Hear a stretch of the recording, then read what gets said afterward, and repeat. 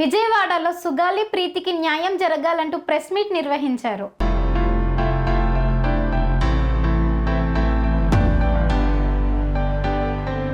విజయవాడలోని ప్రెస్ క్లబ్లో ప్రీతి తల్లి సుగాలి పార్వతి విలేకరుల సమావేశాన్ని నిర్వహించారు. ఈ సందర్భంగా సుగాలి పార్వతి మాట్లాడుతూ, నా కూతురిని అతి కిరాతకంగా అత్యాచారం చేసి హత్య చేశారు. 8 సంవత్సరాలుగా న్యాయం కోసం పోరాటం చేస్తున్నాను.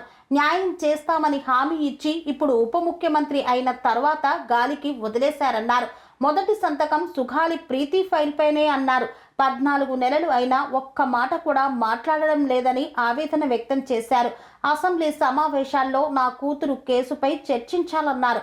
కేంద్రంపై ఒత్తిడి తీసుకొని వచ్చి సిబిఐ ఎంక్వైరీ వేయాలని డిమాండ్ చేశారు. సేనతో సేనాన్ని అంటున్నారు. నా కూతురికి న్యాయం చేయలేకపోయారని పవన్ కళ్యాణ్ ను ప్రశ్నించారు. హోంమంత్రికి శ్రీకాంత్ పెరవలిపై ఉన్న దృష్టి నా కూతురు విషయంలో ఎందుకు లేదు అన్నారు. ఎమ్మెల్సీ అనంతపద్ విషయంలో ఉన్న ఆతృత నా కూతురు విషయంలో ఎందుకు లేదు అన్నారు. గిరిజనులు అంటే ఓటుకు మాత్రమే పనికొస్తారా, మాకు న్యాయం చెయ్యరా అంటూ ప్రశ్నించారు. సుగాలి ప్రీతికి నమ్మక ద్రోహం చేశారంటూ ఆవేదన వ్యక్తం చేశారు. వెంటనే తమకు కేసు విషయంలో న్యాయం చేయాలని డిమాండ్ చేశారు.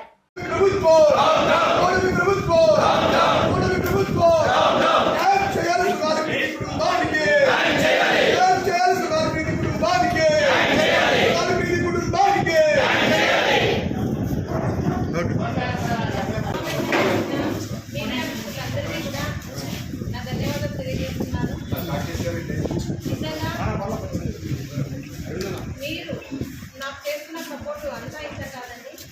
అందుకే మీకు ధన్యవాదాలు. క్లాస్ వచ్చింది అంటే నా గిరిజన 14 సంవత్సరాల మైనర్ అయిన నా కూతురు సుగాలి ప్రీతి కట్టమంచి రామలింగారెడ్డి రెసిడెన్షియల్ హై స్కూల్లో 10వ తరగతి చదువుతుండగా అతి కిరాతనంగా అత్యాచారం చేసి హత్య చేసి ఆత్మహత్యగా దిగించిన విషయం మీరందరికీ తెలిసిందే. ఆ విషయంకై నేటి వరకు 8 సంవత్సరాలుగా ఒక కుంటిదానైన నేను పోరాటం చేస్తూనే ఉన్నాను. మరి ఇప్పటికీ కూడా న్యాయం అనేది ఏ క్వశ్చన్ జరగడం లేదు. మరి పవన్ కళ్యాణ్ గారు ప్రతిపక్షంలో ఉన్నప్పుడు సుగాలి ప్రీతి కేసుకి నేను న్యాయం చేస్తాను, సుగాలి ప్రీతి కేసు తల్లిదండ్రులతోనే మేము ఉంటాము అని అండగా ఇచ్చి మాట ఇచ్చి ఇప్పుడు డిప్యూటీ సీఎం అయిన తర్వాత మరి సుగాలి ప్రీతి కేసుని గాలికి వదిలేసిన విషయం కూడా మీకు అందరికీ తెలియజేస్తా ఉన్నాను. మరి ప్రతిపక్షంలో ఉన్నప్పుడు అంతగా మాకు అండగా ఇచ్చిన మరి జనసేనాని గారు మరి ఈరోజు ఎందుకు సుగాలి ప్రీతి కేసు గురించి పట్టించుకోవడం లేదో ఈ మీడియా తరఫున నేను ప్రశ్నిస్తాను. అన్నగారిని, అన్న మీరే మాకు మాట ఇచ్చారు, ఖచ్చితంగా కూటమి ప్రభుత్వం వస్తుంది, ప్రభుత్వం వచ్చిన ఫస్ట్ సంతకమే సుగాలి ప్రీతి కేసు అన్నారు. మరి మీరు వచ్చి కూడా అధికారంలోకి 14 నెలలు పూర్తి అయినా కూడా ఇప్పటి వరకు కూడా సుగాలి ప్రీతి కేసులో ఏ విషయం కూడా ముందుకు సాగలేదు. మరి ఎందుకు ఇంత వ్యత్యాసం అని నేను అడుగుతా ఉన్నాను. మరి పవన్ కళ్యాణ్ గారికి నేను ఒకటే సూటిగా అడుగుతున్నాను. మరి రేపు సెప్టెంబర్ 4వ తేదీన అసెంబ్లీ సమావేశాల్లో ఖచ్చితంగా సుగాలి ప్రీతి కేసు గురించి చర్చించాలి.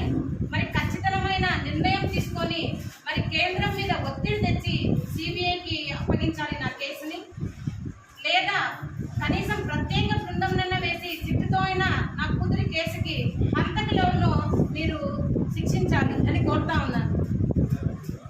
మరి అదేవిధంగా మరి ఈరోజు సేనాని గారు మరి సేనాతో సేనాని అని మీరు ఒక విస్తృతమైన కార్యక్రమం పెట్టారు. మరి సుగాలి ప్రీతి కేసుకు మాట ఇచ్చి ఎందుకు మర్చారని నేను అడుగుతా ఉన్నాను. మీరు ఎందుకు కేంద్రం మీద ఒత్తిడి తెచ్చి సిబిఐకి నా కేసును ఇప్పించలేకపోతున్నారని మేము ప్రశ్నిస్తూ ఉన్నామన్నా. మరి అదేవిధంగా డిప్యూటీ సీఎం పవన్ కళ్యాణ్ గారు చెప్పినప్పుడు హోమ్ మినిస్టర్ అనిత గారి దగ్గర కూడా వెళ్ళి మా బాధను చెప్పుకోవడం జరిగింది. మరి హోమ్ మినిస్టర్ గారు మరి శ్రీకాంత్ అయిన జీవిత ఖైదీకి పెరోల్ ఇచ్చే విషయంలో చాలా బిజీగా ఉన్నారు. మరి సుగాలి ప్రీతి కేసు అసలు కనపడడం లేదు. ఎందుకు ఇంత నిర్లక్ష్యం అని అడుగుతా ఉన్నారు. మరి మీరైతే కనుక మాట ఇచ్చిన ఎమ్మెల్సీ అనంతబాబు డ్రైవర్ హత్య కేసులో మరి ఎంత చొరవ తీసుకొని మీరే వాళ్ళ ఇంటికి వెళ్ళి మరి పరామర్శించి ప్రత్యేక బృందాన్ని వేసి మరి మీరు ప్రత్యేక విచారణ అధికారిగా వేసి ఈ సమయంలో ఈ కేసు అయిపోవాలని చెప్పారు. మరి గుర్తు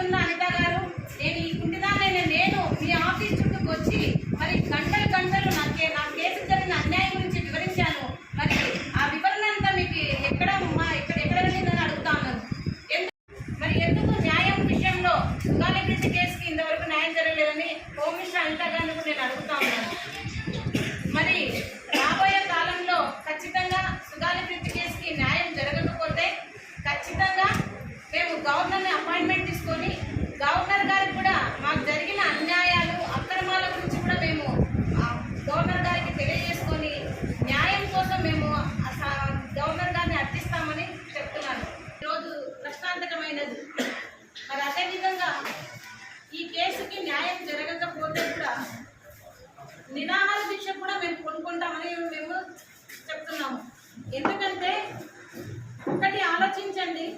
8 సంవత్సరాలుగా మరి కాళ్ళు లేని ఒక అవిటి తల్లి పోరాటం చేస్తుంటే ఎందుకు ఈ ప్రభుత్వాలకు న్యాయం చేయాలనిపించడం లేదో చెప్పండి. మరి మేము ఎంతకాలం నుండి ఇలా పోరాడాలో చెప్పండి. స్కూలుకు వెళ్ళి చదువుకోమని పిల్లల్ని స్కూలుకు పంపిస్తే కీచకంగా అత్యాచారం చేసి హత్య చేసిన వాళ్ళని శిక్షించండి ముద్దాయిలు అంటే మీకు ఎందుకు అంత ప్రేమిస్తున్నారు? ముద్దాయిలను ఎందుకు శిక్షించాలని అడుగుతా ఉన్నాను. మరి లోకేష్ బాబు గారు మీ రెడ్ బుక్ లో సుగాలి ప్రీతి అంతకుల పేర్లు ఉన్నాయా లేవా చెప్పండి. ఎందుకు ఇంత నిర్లక్ష్యం ప్రభుత్వానికి గిరిజనులంటే చెప్పండి నేను అడుగుతా ఉన్నాను. ఎందుకు ప్రతిపక్షంలో ఉన్నప్పుడు సుగాలి ప్రీతి కేసు గుర్తున్నప్పుడు అధికారంలోకి వచ్చిన తర్వాత ఎందుకు మీకు గుర్తుకు రాదని నేను అడుగుతున్నాను. మీరు న్యాయం చేయలేరా? చేస్తారా చెప్పండి. ఒకవేళ న్యాయం జరగని పక్షంలో నిజంగానే మంగళగిరి పార్టీ ఆఫీస్ దగ్గర, జనసేన పార్టీ ఆఫీస్ దగ్గర నేను ఆమరణ నిరాహార దీక్ష కూడా మేము కొనుక్కుంటాము. ఎందుకంటే ఒక తల్లిగా నా బాధ నా కూతురికి మనశ్శాంతిని కలిగించాలి. ఆ మనశ్శాంతి కలిగించడానికి నేను ఎంత దూరమైనా పోరాటం చేస్తానని మీడియా ముఖంగా తెలియజేస్తున్నాము. న్యాయం జరగాలి.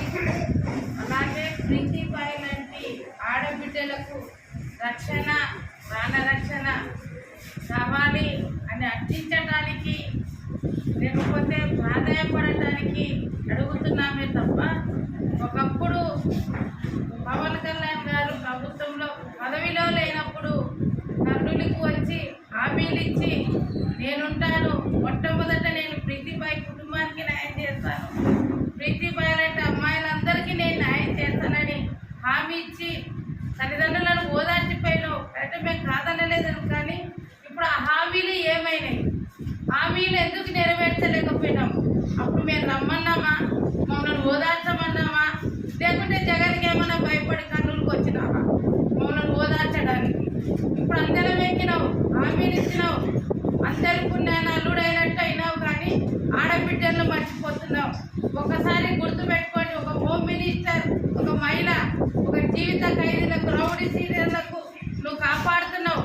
నువ్వు బాధపడద్దు, కానీ మా ప్రాణ బాణాలు అంటే మహిళలు ఎక్కడికి వెళ్ళినా రక్షణ లేదు. పొలాలకు వెళ్ళినా, ఇంట్లో వెళ్ళినా, తర్వాత ఒంటరిగా ఎక్కడికి వెళ్ళాలన్నా మాకు రక్షణ లేదు. పిల్లల్ని ఈరోజు స్కూల్కి పంపించాలన్నా కూడా భయం, హాస్టల్లో వదలాలన్నా భయం, చీకటి ఏడైతే భయం. ఏమవుతుంది? ప్రభుత్వం ఇచ్చే దాంట్లో ప్రభుత్వం చెప్పే ఇవి తీసుకొచ్చే పథకాలలోనే ఇది లేదా? మహిళలను రక్షించాలనేది లేదా? వాళ్ళ చట్టాలు ఏమైనాయి? మహిళలకు కేటాయించిన చట్టాలు మీరు అమలు చేస్తున్నారా? ఒకవేళ అమలు చేస్తుంటే ప్రీతిబాయి ముద్దాయిలను ఎందుకు కాపాడుతున్నారు? వాళ్ళేమన్నా మీ బంధువుల? మీ ఇంట్లో ఆడబిడ్డలకు ఏమన్నా అయితే మీరు ఇలానే ఊరుకుంటారా?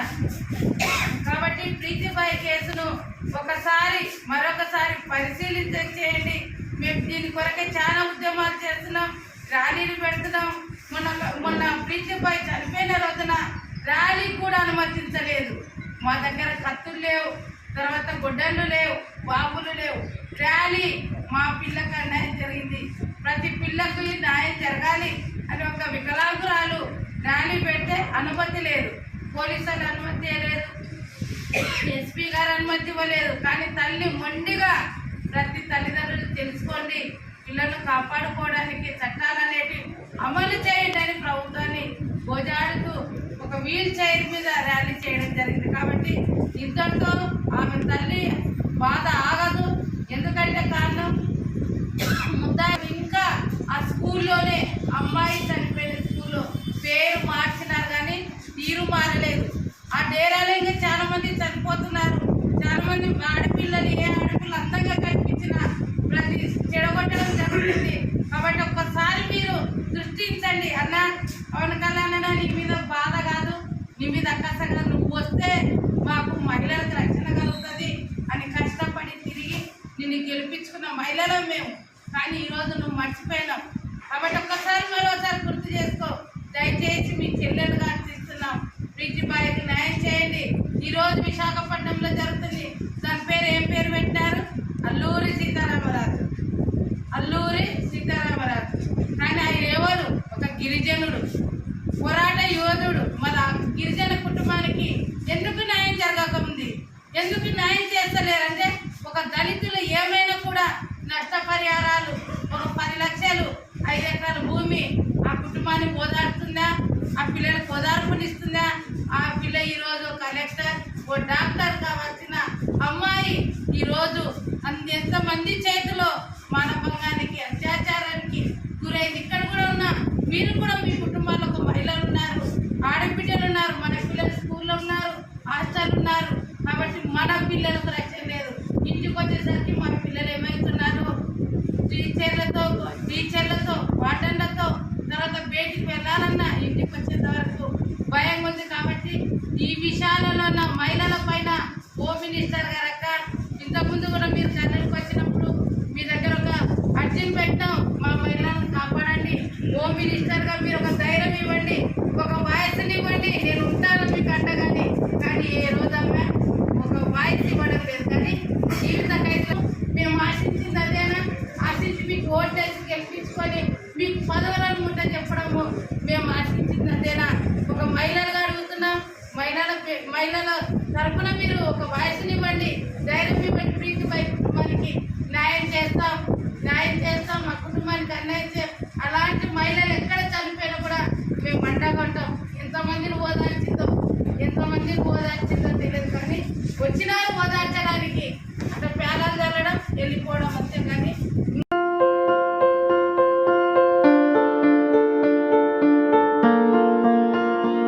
సంస్కృతి, సంప్రదాయం, ప్రేమ, ఆప్యాయత, రాజసం ఉట్టిపడే వేడుకలకు అనువైన ప్రదేశం MLN కన్వెన్షన్ హాల్.